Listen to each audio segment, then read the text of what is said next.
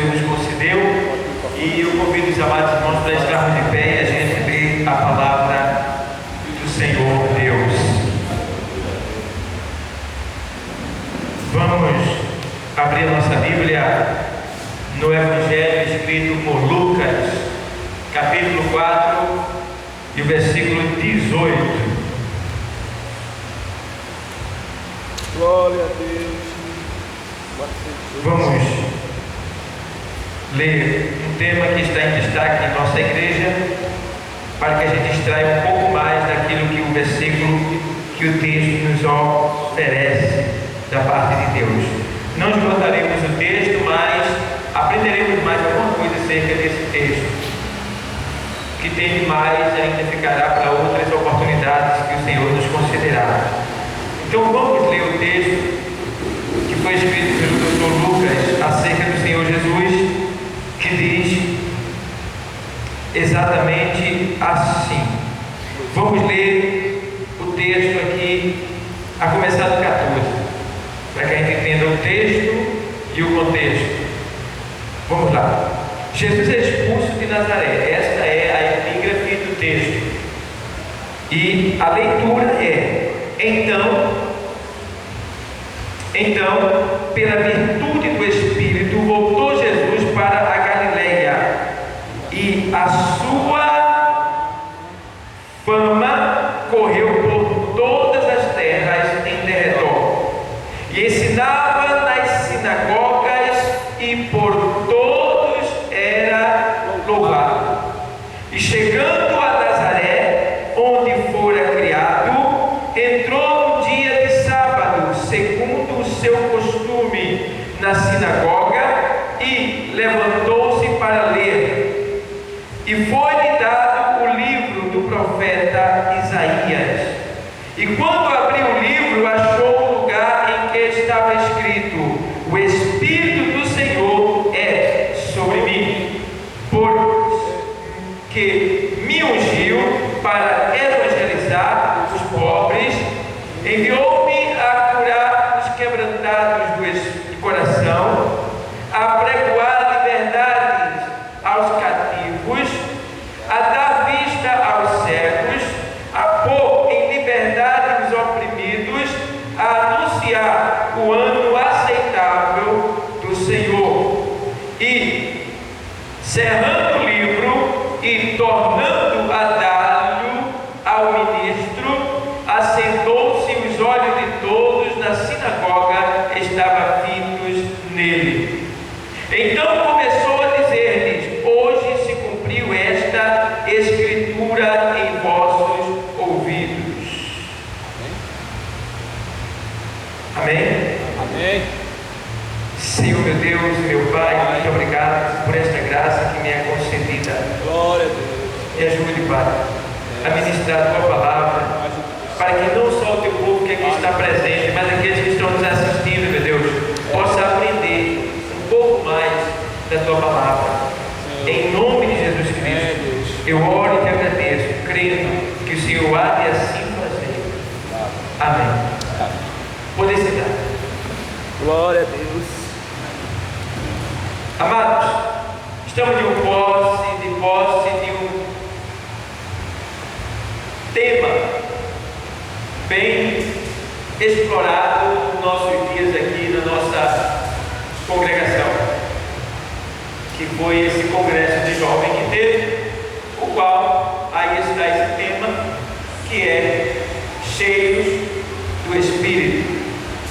E é muito bom que a igreja, ou seja, o governo da igreja, o pastor da igreja, os ministros da igreja, ensinem mais acerca do Espírito Santo, porque o Espírito Santo, ele é o responsável pela igreja na terra.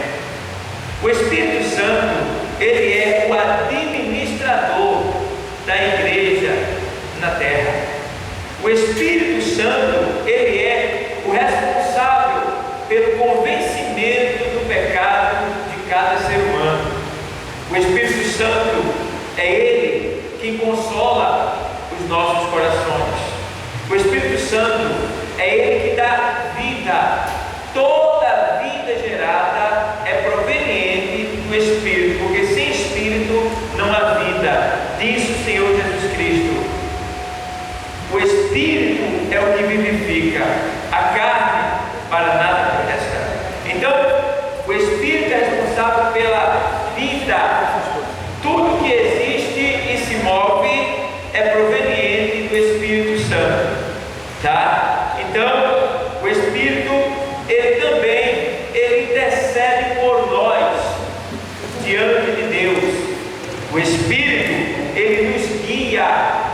É o Espírito que nos faz glorificar ao Senhor. É por isso que a gente tem que aprender uma coisa. Às vezes o pregador ou o dirigente diz: dá glória, irmão. E aí você dá glória, mas você deu glória por quê? Porque ele mandou. E aí? Não é essa glória que o Espírito Santo leva a Deus. A glória que o Espírito Santo leva a Deus é a glória que ela nasce, ela parte de você, de dentro de você. Então é importante que você entenda que não é quando as pessoas mandam que você tem que glorificar. Você deve glorificar quando você sentir a vontade. Então é claro que se você está na igreja, no templo, e você está atentando para a palavra de Deus, com certeza vai chegar uma hora que a palavra que o Espírito Santo está trazendo vai entrar em você e vai extrair de você a glória que será dada a Deus. Por isso que Jesus disse que Ele me glorificará, porque Ele ensinará acerca de mim.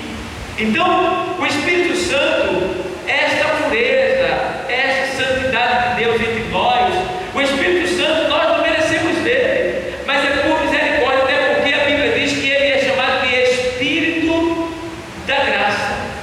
Espírito de graça. O que é graça? Favor que o homem não merece. E o Espírito Santo, ele é um presente tão maravilhoso. Olha, não existe presente na face da terra, por mais valioso que seja. Aí tem alguém muito rico dizendo assim: olha, eu vou comprar o mundo e vou dar para você de presente. Você vai mandar no mundo. Isso não seria mais do que o presente que Deus já nos deu, que é o privilégio de ter o Espírito Santo dentro de nós. Meu Deus do céu. Isso é riquíssimo. Isso é muito rico. Tá? Porque o Espírito Santo, ele não mora dentro de todo mundo. Tá? Nós estamos tendo esse privilégio agora. Porque até os profetas bíblicos daqui, os heróis da fé, os homens,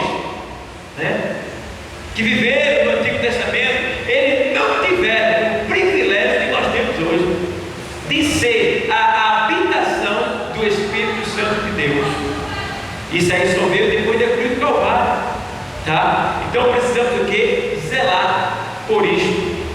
E a gente vai ver como é que a gente pode zelar por este Espírito tão maravilhoso que o Senhor, Ele nos deu para adorá-lo, não é verdade? Então precisamos entender que o Espírito Santo, ele vem em nós para nos encher. Uma coisa que a gente precisa aprender também é culto de doutrina hoje. Não existe mais porção dobrada do Espírito Santo, tá certo? A porção dobrada só vinha quando o Espírito não morava dentro de nós.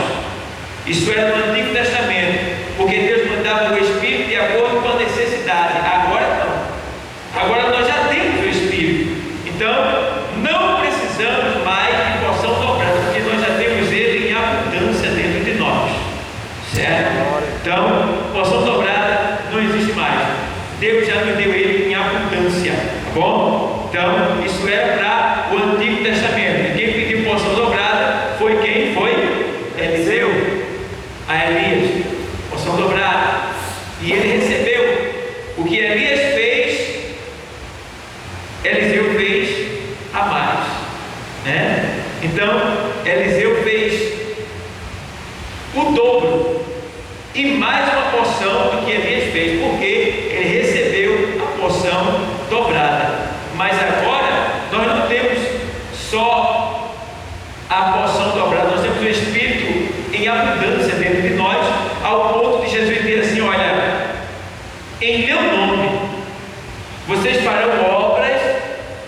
maiores do que as que eu fiz. Então, vê só, o que foi que Jesus fez que lhe chama a atenção? Ah, pastor, ele fez o cego enxergar. Você pode fazer mais. Ah, pastor, ele levantou o paralítico. Você pode fazer também. Glória a Deus. Mas, Verdade. quantos ele fez andar? Quantos? Digamos que você vê na Bíblia, ali os 4. Você pode fazer centenas de pessoas andar. Foi ele que disse. Foi ele que disse. Ele ressuscitou o morto. Você também pode ressuscitar. Eu também posso ressuscitar. É só ele permitir que aquela pessoa, é só ele querer que aquela pessoa se levante. E a gente faz. Em nome de Jesus a gente faz. Tá? Então, entendamos que não existe mais essa questão de porção dobrada, tá certo? Então, agora recebemos a porção completa, porque ele disse: olha, e acontecerá que nos últimos dias derramarei o meu Espírito sobre toda a carne. Derramou. Até então, no Antigo Testamento, ele só mandava o Espírito por porção. Porção, como se fosse uma gota. Pode ver, Sansão, ele não era forte o tempo todo. Era só quando o Espírito lhe tomava. Era só quando era para executar uma tarefa para a glória de Deus. Ele era forte fisicamente, mas espiritualmente só quando o Espírito vinha sobre ele. Pode ver que no Antigo Testamento é necessário que o Espírito venha para alguém profetizar, para alguém operar alguma obra. Tá? Mas a glória, novamente, repetindo, para a glória de Deus, nós temos eles constantemente, ele está constantemente dentro de nós. Mas vamos andar um pouquinho no texto. Eu quero entrar agora no texto que eu li. Foi só uma introdução acerca de quem é o Espírito Santo, tá bom? Ele é uma pessoa como Jesus Cristo. Ele sente a nossa dor, ele nos ensina, ele nos guia, ele chora por nós, tá? Ele é quem leva o nosso pedido até Deus, porque a Bíblia diz que ele intercede por nós com gemidos inexprimíveis, tá? Então é ele que nos convence do nosso pecado. Então ele é uma pessoa tremenda, o Espírito Santo, tá? É uma pessoa tremenda. E o Espírito Santo, ele é uma pessoa que ele não vive fora. Você nunca vai ver visivelmente o Espírito Santo, porque o Espírito Santo ele está dentro de você. Você só vê as suas ações, os seus frutos, a sua reação, a sua manifestação, as suas obras, os seus frutos. É isso aí que você vê, que eu vejo, tá? Até quando nós formos para o céu, nós lá não vamos ver o Espírito Santo daquele ali, não. Ele estará em nós, continuará dentro de nós, porque o Senhor Jesus disse que ele estaria conosco eternamente. Ele estará dentro de nós sempre, tá bom? Então, o Senhor agora, aqui nesse texto que a gente leu, a gente vê que o Senhor estava famoso. Todo mundo lhe aclamava, todo mundo lhe falava bem dele ali, acerca das obras que ele fazia, né? E agora Jesus sentiu o desejo de ir na sua casa antiga, né? Rever os seus amigos, pois ele passou ali 30 anos em Nazaré. Passou 30 anos em Nazaré. Provavelmente dos 30 ele passou o quê? Uma boa parte trabalhando, fazendo mesa, fazendo banco, cadeira, né? Prateleira, né? E bem sucedido, né? Ao ponto das pessoas dizerem: rapaz, eu gosto do carpinteiro Jesus, né? Eu gosto do carpinteiro lá, porque Jesus, ele, Yeshua lá, ele trabalha muito bem, o preço dele é bom, tudo que ele faz é perfeito, e ele tem uma boa clientela, eu acredito.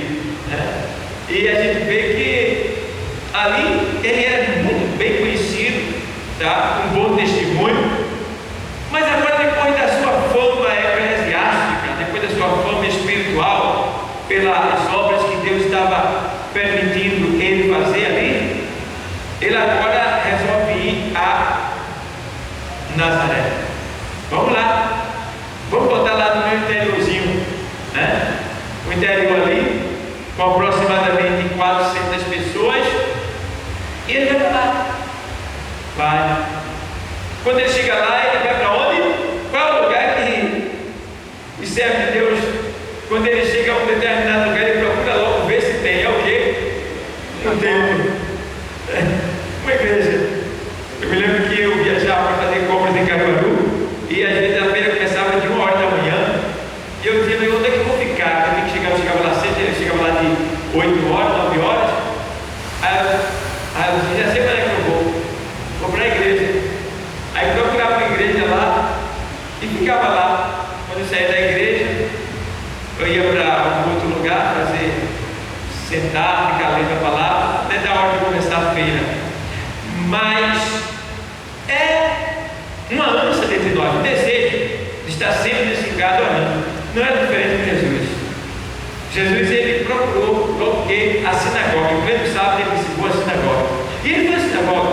Chegando à sinagoga, como ele era um rabino, de certa forma ele era um rabino, já conhecido, sua fama era notória, claro que vão dar ali e respeitar ele como rabino. Como por exemplo, ele está aqui, chega o pastor, o que vai acontecer com ele? Ele vai ser honrado. Aí vai ter que chamar ele e colocar aqui. Assim era Jesus, ele era um rabino, tá? Ele era mestre, reconhecido, e se ele chegasse à sinagoga, ele tinha que ser recebido ali. Então ele vai e recebe o privilégio ali, né? Claro, a gente sabe que tudo é o trabalhar de Deus, de ler a palavra. Olha que coisa. Aí agora já vai Jesus, ó, na sinagoga, não tinha cadeira como tem aqui, todo mundo era sentado no chão, tá? De maneira que ficava todo mundo em círculo, de maneira que todo mundo olhava para todo mundo. E agora está Jesus sendo observado por todo mundo.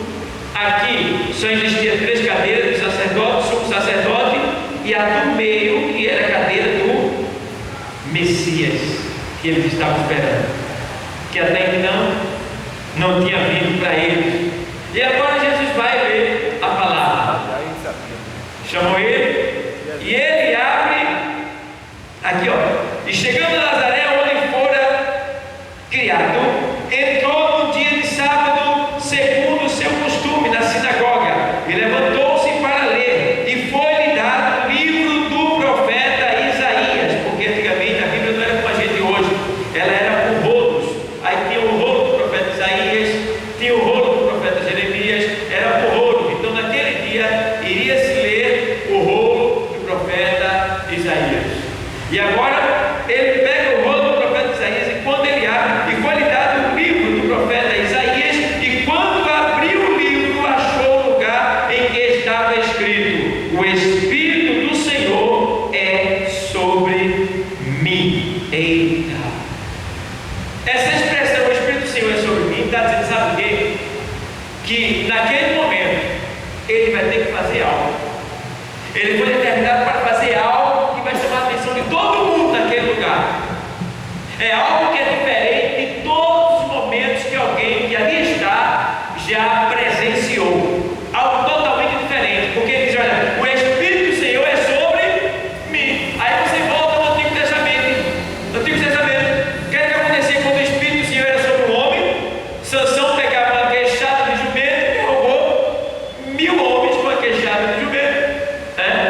E a gente começa a ver os profetas, quando Ezequiel era tomado pelo Espírito, quando Elias era tomado pelo Espírito, quando o Espírito do Senhor era sobre o homem, era para executar uma obra para a glória de Deus.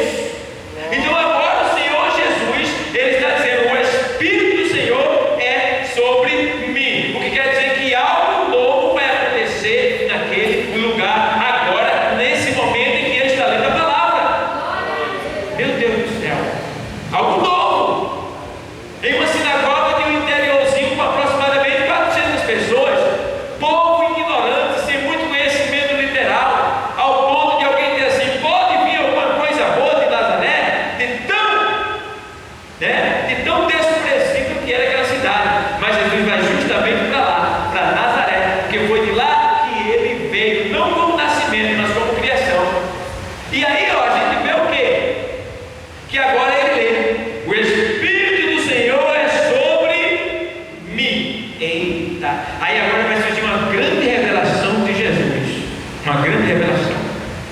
Ele agora vai revelar qual é o desígnio dele aqui na terra. Agora Jesus vai dizer o que é que ele veio fazer aqui na terra. Porque muitas pessoas perguntam: Jesus veio à terra para quê? Por quê? Para morrer? Para ser humilhado só? Ele agora vai mostrar os primeiros desígnios dele nessa terra. E agora vem a revelação. Vamos lá. Pois que me ungiu para evangelizar, meu Deus do céu, os pobres, enviou-me a curar os quebrantados do coração. 2 pontos aí. Ele está dizendo para aquele povo que ele foi enviado para evangelizar os pobres. Aparentemente, literalmente, lendo a palavra, a gente pensa que é os pobres financeiramente falando, né? Mas não é esse pobre que você está imaginando, aquele pobre que não tem dinheiro, pobre no sentido financeiro, no sentido secular, não. O pobre que Jesus está falando aqui é o pobre no seu interior, é o pobre de espírito.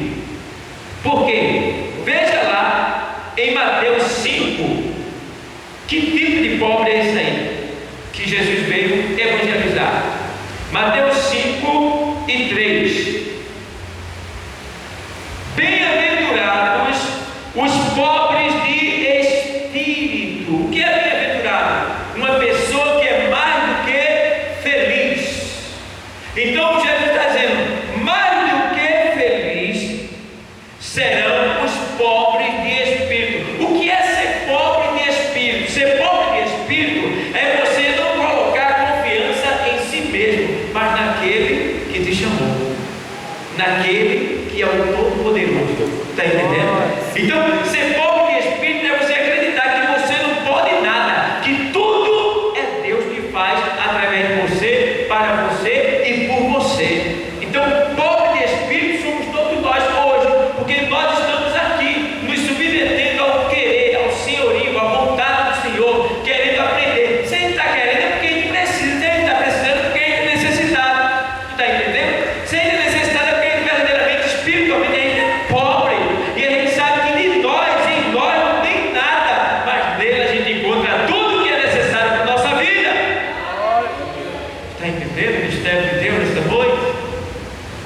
O que Deus está querendo falar? Para evangelizar os pobres. Eita Jesus! Bem-aventurados os pobres de espírito, porque deles é o reino dos céus. Entendeu? Então, os céus é de quem é o quê? Pobre de espírito. E o mundo é o quê? Rico de espírito. Por quê? O mundo não precisa de Deus. Eles se acham suficientes, autossuficientes. Eles não são dependentes de Deus. Eles dependem de Deus, mas não são dependentes dele. Porque se não fosse Deus, nem existia mais. Mas dependentes somos nós, que saímos da nossa casa e viemos aqui hoje. Para quê? Para quê? Para quê? Para que nós viemos aqui hoje, nesta noite? Por quê? Para que nós viemos aqui? Só para ver o pastor dar o pregar? Não. Aprender. Só para ajudar a obra, para fazer volume? Não. Nós viemos aqui com um propósito. Nós viemos aqui porque nós precisamos de algo da parte de Deus. Não só porque precisamos, porque na verdade a gente tem que vir com a intenção de dar. Dar o quê? A nossa adoração, a nossa devoção, o nosso calor, o nosso amor, né? O nosso carinho a Ele, porque Ele é digno de toda a honra, de toda a glória, de todo louvor. Mas sabendo que nós devemos entrar por essa porta com o desejo de requerer mais do Senhor no que diz respeito ao poder que vem do alto para fazer a sua obra. Entende?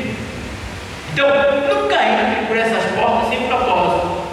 É por isso que muitas pessoas entram e saem do mesmo jeito que entrou. Está entendendo? Você tem que ter propósito quando vir aqui. Meu Deus, eu vou na tua casa hoje, me ensina a tua palavra, me faz ver o que eu não estou vendo, abre a minha visão espiritual, me ajuda, meu Senhor, me capacita, me dá poder sobre o reino das trevas, me dá vitória contra Satanás, não me deixe perder a batalha. Senhor, faz assim comigo, me dá uma palavra de ânimo hoje, fortalece, renova, refrigera minha alma. Entre por essas portas o propósito de crescer, de conhecer, de aprender, de no que diz respeito ao sentido espiritual, porque é claro, se a gente entrar por essas portas, buscando em primeiro lugar o reino de Deus e a sua justiça, com certeza as demais coisas Ele vos acrescentará. Glória a Deus. Entende bem? Para evangelizar os pobres. Então, devemos verdadeiramente evangelizar, tá? Falar desse amor. E aí ele diz mais assim, ó: enviou-me a curar os quebrantados do coração. Quebrantado do coração. O que é quebrantado do coração? Veja no livro dos Salmos 34 e 18. Livro dos Salmos, número 34, verso de número 18. O texto sagrado diz exatamente assim, ó. Olha o que é que diz, vamos lá. Perto está o Senhor dos que têm o coração quebrantado e salva os contritos de espírito. Ó, Deus está dizendo que perto Ele está de quem tem o coração quebrantado. O coração quebrantado, irmão, é uma pessoa doce, é uma pessoa humilde, uma pessoa que se deixa, é o que a gente chama de pessoas que são flexíveis. O que é flexíveis? Ela tem facilidade para se dobrar, ou seja, ela tem facilidade para se submeter ao querer do Senhor, ao senhorio do Senhor. Porque tem pessoas que não têm coração quebrantado, estão na igreja, mas o coração é duro, e você conhece algumas pessoas que é assim: está na igreja, mas não tem humildade, o coração é duro, está com raiva de água, você percebe. Tem gente que, meu Deus do céu, olha, quando chega um ponto de onde você vê, imagina como é que está a alma daquela pessoa. Imagina. E o diabo, o que é que está pensando assim que aquela pessoa deu um chute, que ele deu um tropeço e morre, porque se ele morrer, ele vai para o inferno, mesmo dentro da igreja. Então, são pessoas que deram oportunidade para o diabo cegar elas, tá? Então ele tem que vigiar, para que em nenhum momento de nossa vida a gente tenha nenhum sentimento contra nosso irmão que está no banco do lado. Irmão, em nome de Jesus Cristo, vigia. A tua salvação não depende de mais ninguém, a não ser de você mesmo, porque Deus já te deu. Ela é tua, agora zela por ela. E eu vejo pessoas, irmão, que por qualquer coisa se aborrecem da igreja. Meu Deus do céu, dentro da igreja? Não. Quando a Bíblia diz que nós devemos levar a carga dos que são mais fracos, quando a Bíblia diz que nós devemos suportar uns aos outros em amor, quando a Bíblia diz que nós devemos ser humildes, transparentes, sinceros, afáveis, amáveis, ao ponto do Senhor dizer: olha, a ninguém devais coisa alguma a não ser o amor que vos tenho amado. E o Senhor chegou ao ponto de dizer também: olha, assim todos saberão que vós sois meus discípulos, se amarem uns aos outros. E tem pessoas que odeiam. Ai, não odeio, não é, mas não quer estar perto do seu irmão. Ai, não odeio, não é, mas falta porque o seu irmão foi para a igreja. Naquele dia você não vai porque ele está lá. E aí? Isso é o quê? É amor? Isso é amor? Isso é ódio disfarçado. Isso é um ódio mascarado. Você não sabe, você nem percebe, mas você está com ódio porque você não quer estar perto daquela pessoa. Você detrata aquela pessoa, deforma aquela pessoa, tenta destruir a imagem daquela pessoa. Se puder, coloque o pé contra aquela pessoa. O seu desejo íntimo, ninguém está vendo, mas é que aquela pessoa fosse embora para bem longe, não ficasse mais perto de você. Então, meus irmãos, veja que situação. E aí, esse daí Deus está bem distante, mas ele se aproxima daqueles que têm o coração quebrantado. Olha o que é que o Espírito faz dentro de nós. Quando o Espírito está dentro de nós, quando ele é sobre mim e sobre você, ele nos faz sentir amor até por quem nos odeia. Eu já passei por situações de alguém dizer assim: como é que o senhor consegue? Como é que o senhor aguenta, hein? Se fosse eu no seu lugar, eu digo: não sou eu não, foi o Espírito que Deus me deu que faz isto ser assim. Está entendendo? Só pelo Espírito, porque se for pela carne, e você der lugar à carne, que Deus me livre. Aí eu falo na linguagem do mundo: o bicho pega. Mas quando eu dou lugar ao Espírito, irmão, aí Jesus aparece.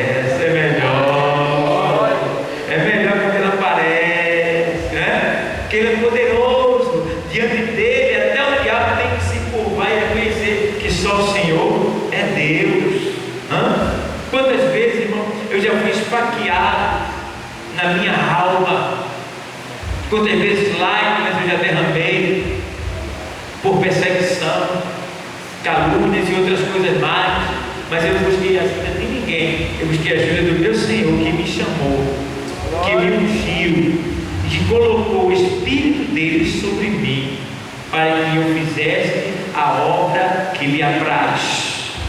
Faça assim também, porque eu garanto a você que você vai ser vitorioso, e todos vão ver a sua vitória, e vão ter que aceitar, e vão dizer que só o Senhor é Deus na tua vida. Então, a gente vê que o Senhor deixa bem claro que os quebrantados, a curar os quebrantados de coração, a curar os quebrantados de coração, tá? Que a pessoa quebrantada de coração, ela tanto é submissa a Deus, no mesmo ponto, ela também é uma pessoa que é muito sofrida, é perseguida, é uma pessoa que, de certa forma, não é bem quista por todos, pela sua singeleza, né? Pela sua flexibilidade ao amor. Então, são pessoas que foram quebrantadas, decepcionadas, muitas vezes por rei, tá? Pessoas que vieram do mundo destruídas, falidas, quebradas, e aí a gente vê que o Senhor chega justamente para o quê? Curar. E aí pega a pessoa quebrantada lá, né? Veio do mundo, mas é quebrantada, chegou diante do Senhor. Aí o Senhor pergunta: o que quer que eu te faça? Vê o coração quebrantado, parte meu, por exemplo. Senhor, tem misericórdia de mim, quebrou o coração. Como ele estava? Destruído de certa forma. O mundo acabou com ele, mas o Senhor manda buscar e diz: o que queres que eu te faça? Naquele momento ele diz que eu veja. Aí o Senhor diz: vê, a tua fé te salvou. E naquele momento ele foi curado. Está entendendo? O coração quebrantado, estava no mundo, se submeteu ao querer de Deus, pediu a Deus e Deus fez a cura, ele curou naquele momento. Tá? É a pessoa vem do mundo toda arrebentada, pedindo socorro, misericórdia. Aí o Senhor pergunta: o que quer que eu te faça? Quem morrer? Meu Deus do céu, Deus é muito riquinho, Ele é muito riquíssimo, Ele é riquíssimo, a Bíblia diz que Ele é riquíssimo mesmo. Meu Deus do céu, será que você vai entrar aqui nessa casa e Deus não vai te conceder nada? Acho muito difícil, irmão. É muito difícil. Irmão, entrou por essas portas, não vai sair do mesmo jeito. Eu sempre digo isso. Você vai receber algo da parte de Deus. Ainda que não aceite Jesus como Salvador, recebeu. Eu não sei o que, mas recebeu. Depois você vai ver. Porque está escrito no livro dos Salmos que vale mais um dia nos teus átrios, que é a tua casa, do que 1000 lá fora. Está entendendo? Glória a Deus. Ou é 84:10 ou é 81:10, negócio assim. Então, vale mais um dia aqui do que 1000 lá fora. Então, o que quer dizer isso aí? Quando você entra aqui um dia só, irmão, você é mais abençoado do que 1000 dias que você vive lá fora. Vê? Que lugar! É por isso que o salmista diz assim: olha, alegrei-me quando me disseram vamos à casa do Senhor. É por isso que o salmista diz assim: olha, o zelo da tua casa me devora. Está entendendo? Irmão. Por quê? São corações quebrantados que foram curados pelo Espírito Santo de Deus e que agora exercem a função e o querer do Senhor. Porque o Espírito, a partir do momento, passou a estar sobre essas pessoas. Então, entendamos mais. Vamos ver a sequência do texto. Veja que ele deixa bem claro que ele foi ungido, né? Pois me ungiu, o Espírito do Senhor sobre mim, pois me ungiu para evangelizar os pobres e enviou-me a curar os quebrantados do coração. Então, esse Espírito que estava sobre o Senhor, ele estava sobre Paulo. Vê o que Paulo diz na primeira carta aos Coríntios, capítulo 9, no versículo 16. Vê que coisa linda, quando ele diz aos Coríntios 9,16, ele diz assim: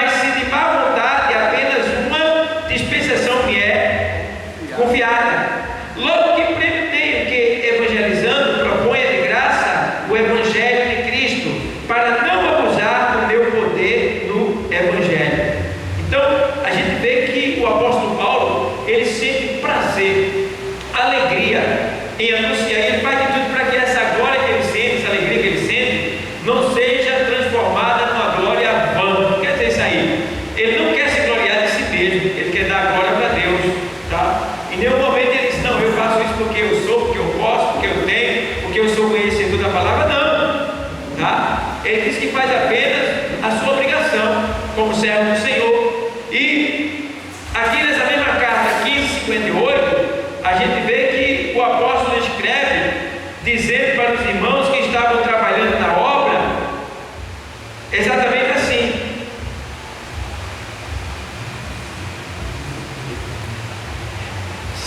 15, 57 e 58.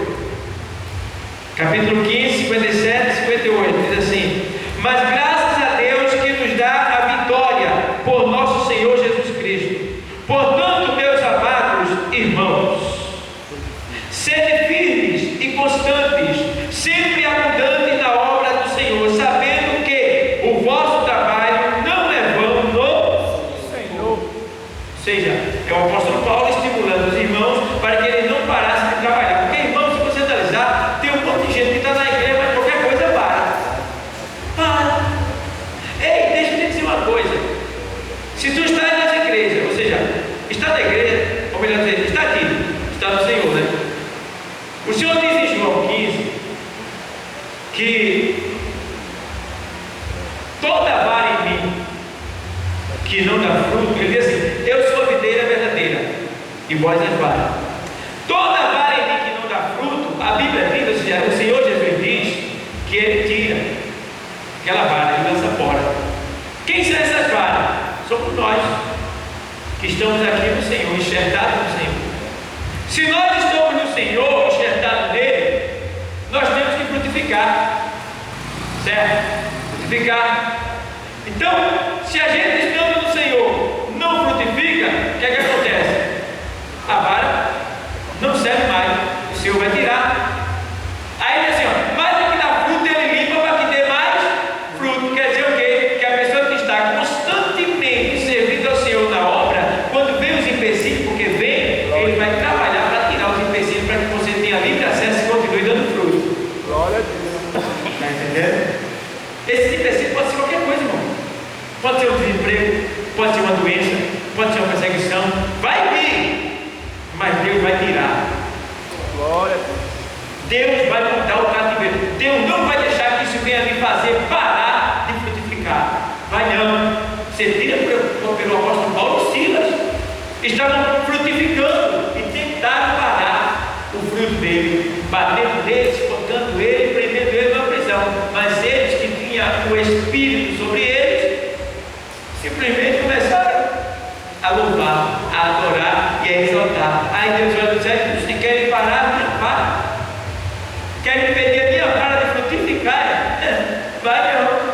E Deus, ó. E o cárcere treme, as portas se abrem, as cadeias se rompem e todos são soltos pelo poder da glória e do Espírito Santo que está administrando a igreja e de cada um de nós aqui na terra. Amém. Entendeu? Então temos que entender isso aí, igreja. Tá? Então, Deus não vai deixar que você seja impedido de frutificar. Agora, você pode parar de frutificar. Como? Deixando de vir à igreja, deixando de orar. Eu fico olhando, tem um monte de crente na igreja, mas os frutos são poucos. Os frutos são poucos. Você tira, por exemplo, no dia de evangelismo. Veja, quem é que vem evangelizar? Cadê os crentes que frutificam? Cadê os crentes que vêm durante a semana receber as bênçãos dele? Cadê o agradecimento deles? Aí ele recebe a bênção. Aí, depois ele diz assim: pastor, eu quero dar o culto da sua graça. Aí dá o culto da sua graça. Bolo e guaraná. Depois que termina o culto da sua graça, eu comprei o bolo e guaraná e vai embora para casa e acabou a festa. Não faz mais nada. Achando ele que Deus recebeu aquilo ali. Deus não recebeu aquilo não. É pura ilusão. O culto da sua graça, ele deve ser feito para ganhar vidas para Deus. Tem gente, a igreja vai participar do seu culto? Vai, é bom, mas lembre que o essencial do culto dessa graça é você mostrar a glória de Deus. Os que estão na igreja já conhecem a glória de Deus. Quem é que não conhece? Seus vizinhos que não é crente, seus amigos. Então você vai convidar eles para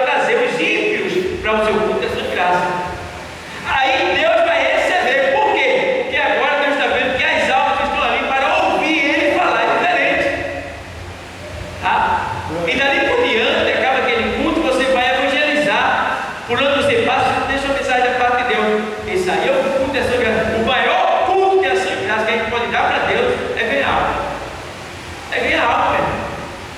Se eu fosse dar culto de ação de graça pelas vezes que eu tenho recebido, toda semana eu dava um. Glória a Deus. É muita, viu?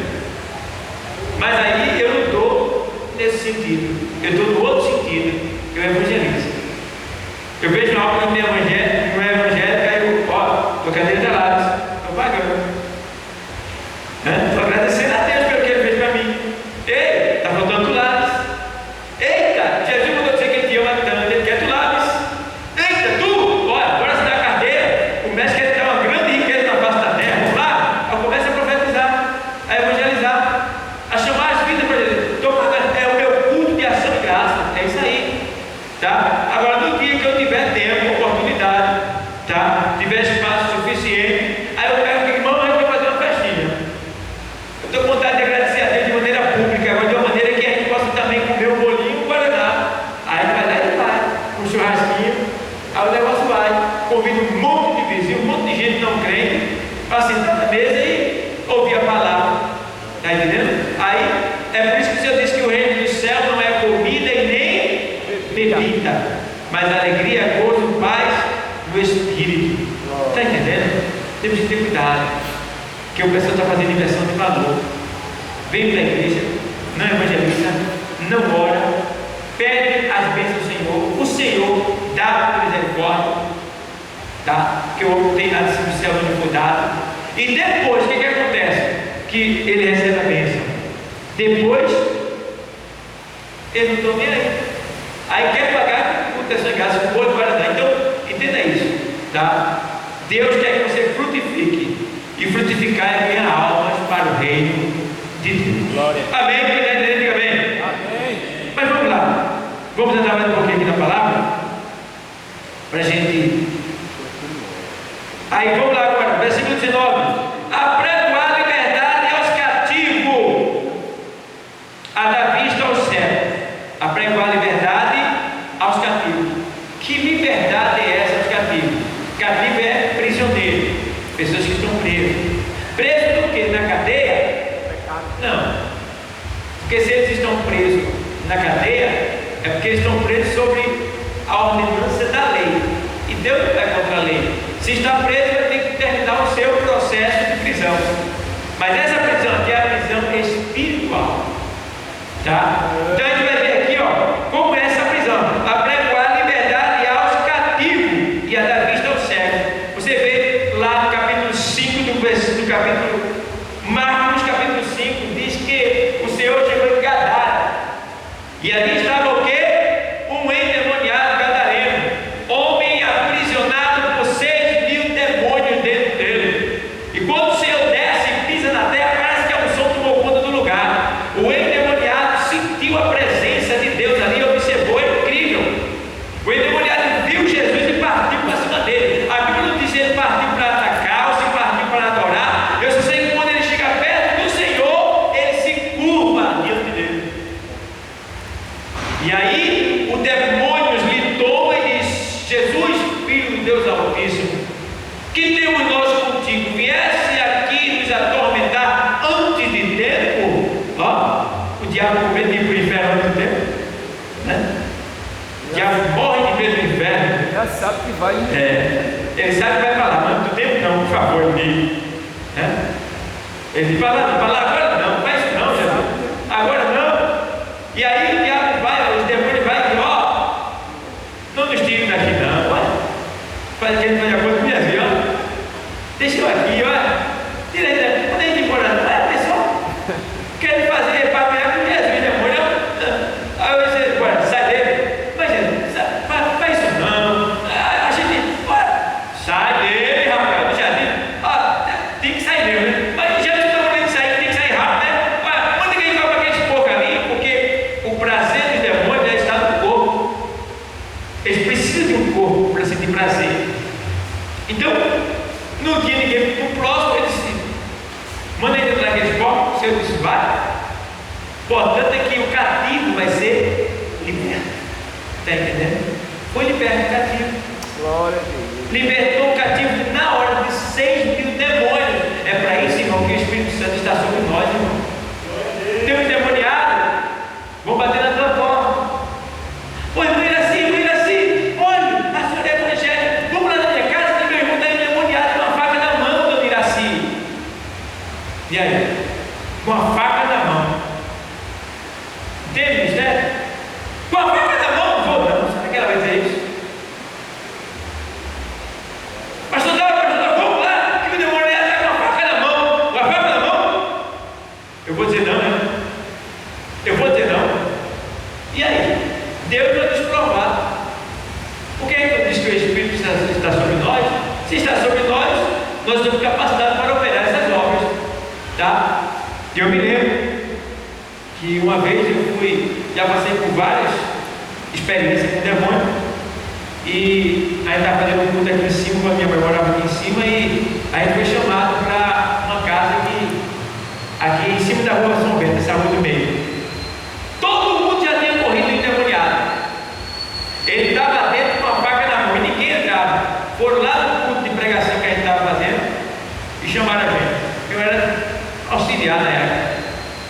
Ele veio. Aí eu me entrevistando a pessoa, no começo estava perguntando para aquele presidente está lá dentro. Aí chamou um monte de gente, ninguém quis ir não. Um monte de crente estava batendo na porta. Vou nada. E aí? Vamos lá? Aí foi eu. Nesse tempo o pastor estava com a gente. Foi eu, o pastor e o pastor João Santos. Lembrei, as 3 pessoas que foi. Quando chegou lá, a gente está lá o demoniado. Aí eu fui logo tirando as coisas de perto dele, ferro, já, fui afastando tudo de perto dele, para ele ficar ali sem pegar em nada. Aí eu fui logo louvando o Senhor, né? E naquele momento ali, em nome de Jesus Cristo, está amarrado. Está amarrado agora. Fica de joelho, bota a mão para trás. Começamos a manietar ele. E depois ele tornou e o demônio foi expulso. Oferecemos Jesus, a pessoa não quis, tudo bem. Aí ele disse: você não quer Jesus agora? Tá certo. Deixa eu dizer uma coisa: esse demônio ia lhe matar. Jesus livrou você dele, foi expulso. Aí ele vai embora, mas ele vai voltar de novo depois. Por quê? Porque você não preencheu a casa continua vazia. Você tem que mudar Jesus. Então, por essa razão, ele vai voltar. E ele vai voltar mais irado. Então, cuidado. Certo? Então, libertou ali o cativo. O que é que o Espírito está em nós? Justamente para isso, para libertar os cativos. Bom? Os cativos, libertar os cativos, a dar vista aos cegos. Que cegos são esses? Os cegos materiais ou os cegos espirituais? Os cegos espirituais. Entendamos também que, não desprezando as curas carnais, curas físicas, curas patológicas, tá? Doenças congênitas, também curamos em nome de Jesus Cristo, porque o Senhor disse lá em Marcos, capítulo 16, versículo 15, seguindo essa leitura: portanto, ide pregar o Evangelho a toda criatura, quem crê e for batizado será salvo, né? E porás as mãos sobre os enfermos e os curarão. Deixa bem claro isso daí, tá? Cura física e a cura espiritual, que é aquela que está lá na segunda carta aos Coríntios, capítulo 4, versículo 4, que diz o quê? Porque o Deus desse século cegou o entendimento dos incrédulos, para que não lhe resplandeça a luz do Evangelho. Veja bem, cegou o entendimento dos incrédulos. Vamos ver uma coisa que está cegando o entendimento dos incrédulos: eles não conseguem ver Deus, está atraindo a visão deles para baixo. O WhatsApp. O WhatsApp, ele pode ser usado para a glória de Deus. Ele pode ser de uma grande beneficência para o ser humano. Só que não está sendo esse o efeito dele, tá? Muitas pessoas que, por não terem controle de si mesmo, estão se deixando levar, e ele está destruindo muita gente. Se você puxar na internet, você vai ver várias pessoas que, manuseando esse tipo de aparelho celular, foram atropelados, né?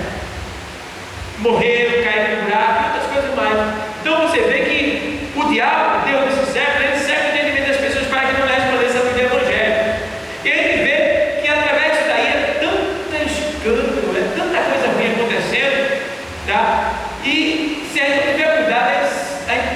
se deixa, a gente pode ser até contagiado com aquilo dali. Então a gente tem que estar com muita vigilância, tá? Isso depende também das nossas amizades, claro. Porque se uma amizade, irmão, ela vai contra as coisas de Deus, essa amizade não é boa para mim. Não é boa.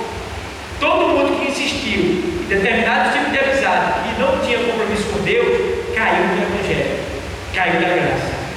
Então, se você tem um amigo e ele não quer nada com Deus, critica até você mesmo, a sua religião, ou seja, o seu credo, né? O seu Deus, de certa forma, a sua igreja, essa amizade não é boa para você.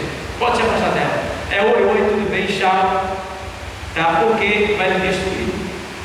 Então, o Deus desse século segue o entendimento dos incrédulos. Cega o entendimento. Veja, não é o olho, é o entendimento. Porque o segredo não está no olho carnal, está no olho do entendimento. Porque com o olho do entendimento ele vê a Deus. Mas se esse olho for cego, como é que ele vai ver a Deus? Então, como é que esse olho é cegar? Quando ele começa, o homem começa a ser cheio de coisas, né? Cheio de ilusão, mas quanto que o mundo oferece? Aí ele começa, a Bíblia chama de concupiscência. É o desejo desordenado da carne, que vem através do olhar. Então a pessoa começa a se deixar levar pelo desejo de baixo, as coisas de baixo, e não liga mais para as coisas de cima. Irmão, o que eu conheço de jovem que tem destruído a sua vida por causa de Facebook e de WhatsApp é muito, irmão. É um escândalo terrível. O que eu conheço de casais, até casais evangélicos que se separaram por causa de Facebook e por causa de WhatsApp. Meninas e meninos que agora não estão mais levando em consideração alguém que ele vê. Eles estão indo lá na internet e escolhendo pelos olhos. Esse daqui, esse fulano. E aí o diabo serve o entendimento ao ponto da pessoa que está do outro lado dizer assim: eu sou doutor, milionário, moro em tal bairro, ó, e gostei muito de você. Aí a pessoa já olha, um milionário, gostei, toda boa, vou ter uma vida boa, vai nessa. Aí o miserável, às vezes entendeu que é morto. E o pior, às vezes ele bota uma foto que não é nem a dele. E a cega e o cego se deixa levar pela emoção da aparência, da concupiscência carnal. E aí, ó, quando vê, está fisgado, como o caso que aconteceu aí. A menina se deixou levar pela paquera da internet, não disse nada para a mãe, marcou o encontro, chegou lá, o cara pegou ela, levou para um cativeiro, amarrou ela, misericórdia. Chega, tive pena. Quando eu ouvi aquela reportagem, eu senti uma dor, irmão, nas minhas partes, assim, lá dentro de mim.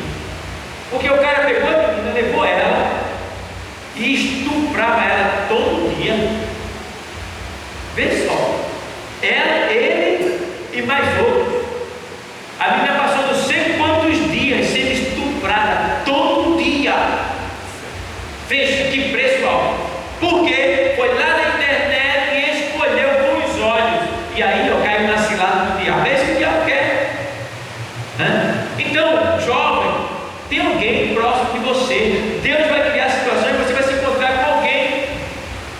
E você vai saber a casa daquela pessoa que é, os frutos que aquela pessoa produz, tá? O caráter daquela pessoa, a índole daquela pessoa, se gosta de trabalhar, se não gosta, quem é a sua família, para você ter segurança.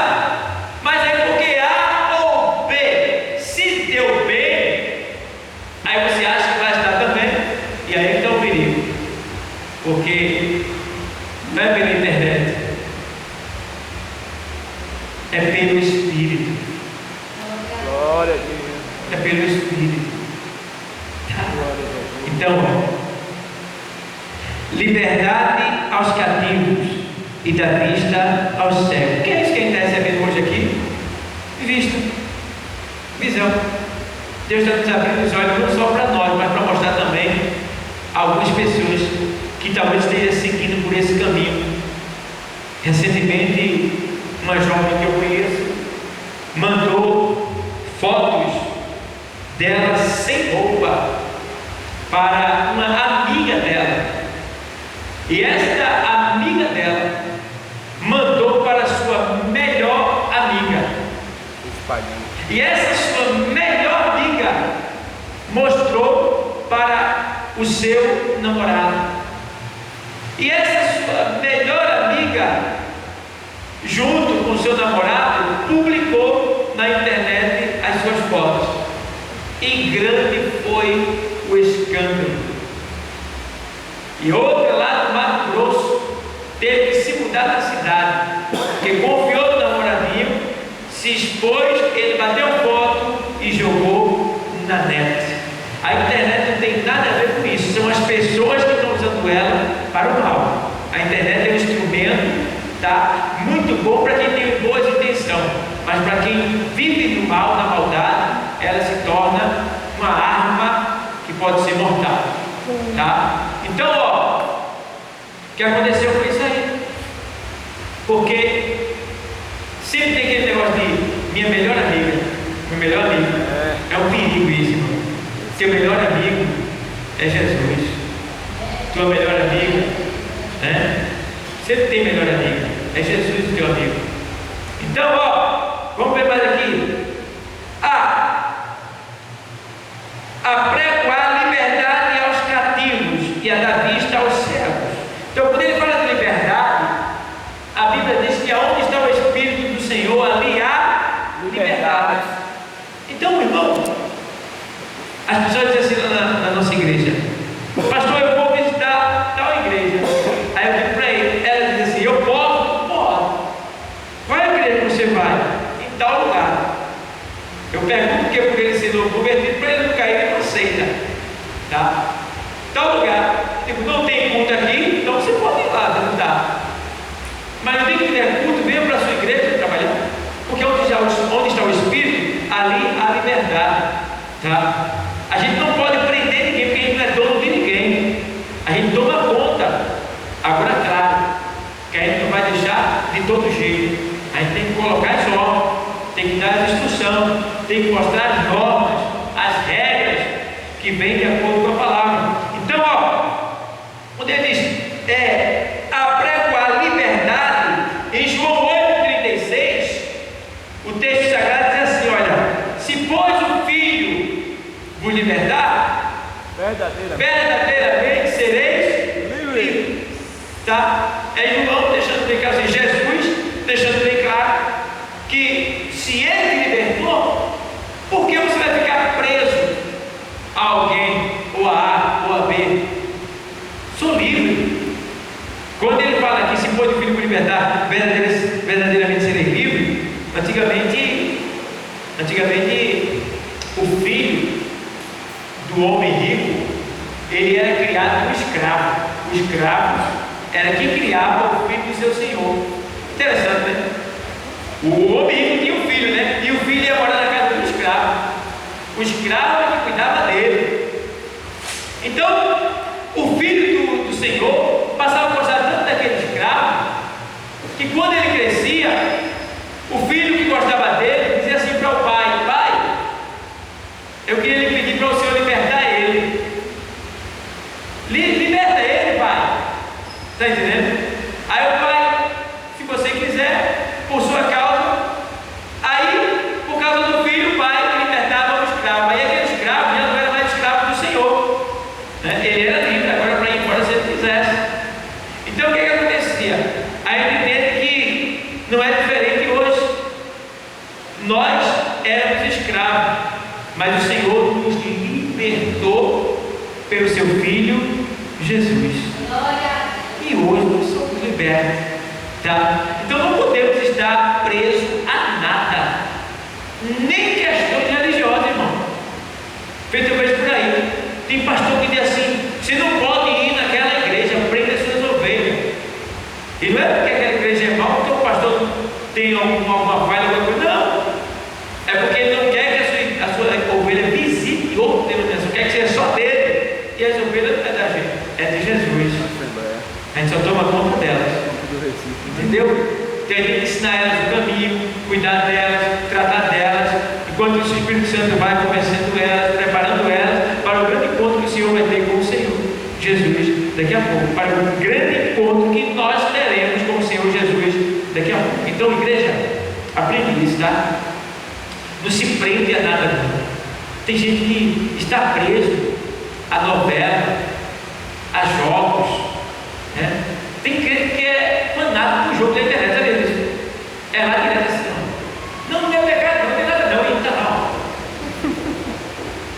Não é pecado não, e ele está deixando de fazer um monte de coisa, de ler, de orar, de ir à igreja, de se comunicar com o pai e com o bebê, porque a partir do momento que você não se socializa, você vai ficando com doenças psicossomáticas que vai lhe prejudicar, porque o homem é um ser social, ele precisa se comunicar. A partir do momento que ele não se comunica, o que acontece? Ele entra em depressão.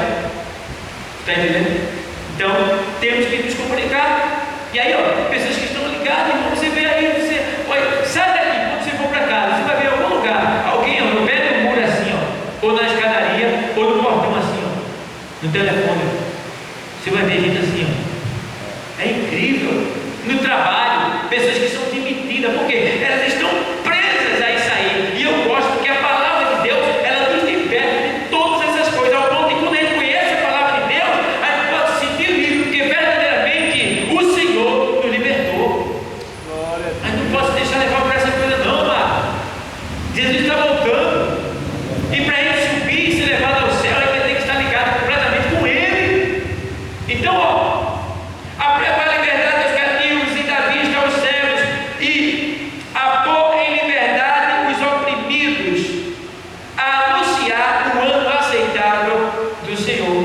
A pôr liberdade os oprimidos, opressões, pessoas que estão sendo perseguidas psicologicamente falando, oprimidas, pessoas depressivas que estão aí vivendo na sua vida de clausuramento dentro de casa, não conhece a Deus, afastada de Deus, pessoas que estão mal-humoradas, pessoas que não têm um apoio de A, não têm um apoio de B. São essas pessoas que o Senhor nos mandou para libertar os oprimidos, são pessoas oprimidas pelo diabo. Então, irmão, nós recebemos esse poder, essa autoridade para ir até essas pessoas e mostrar a realidade da vida, irmão.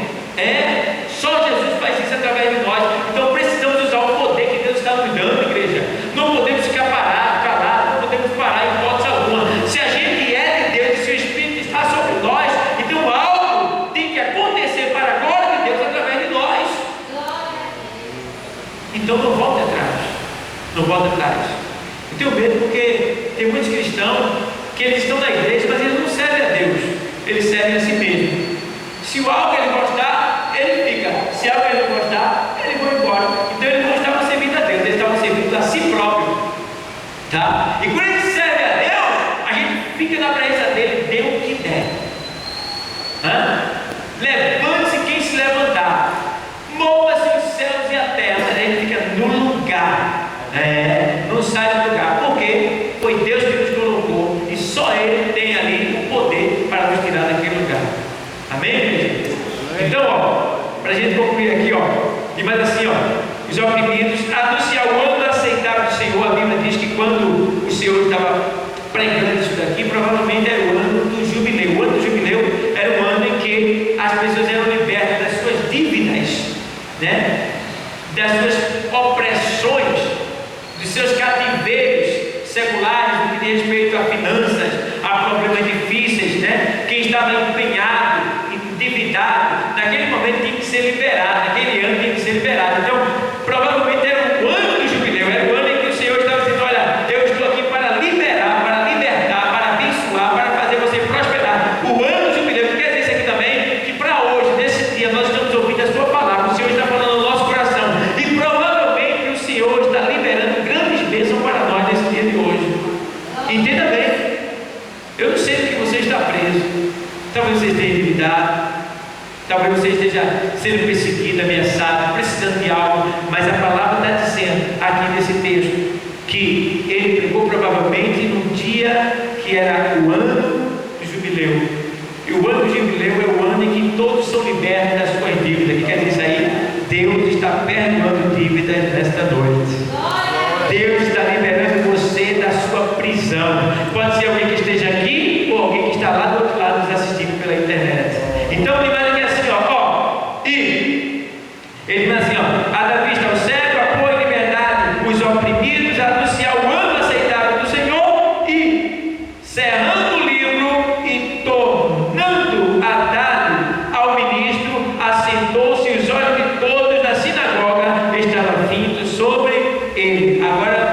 falar, vou completar o que eu comecei no começo da leitura. Quando o Senhor começou a ler, ele viu a palavra, foi? Depois que ele entregou o rolo, o que foi que ele fez? Ele foi, as 3 cadeiras que tinha, o sacerdote, o sumo sacerdote e a primeira de quem? Do Messias. Do Messias.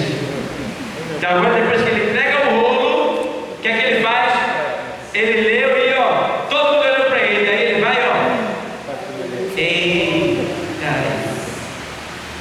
arrebentou. Irmãos, quando Jesus faz isso, o que é que ele estava dizendo?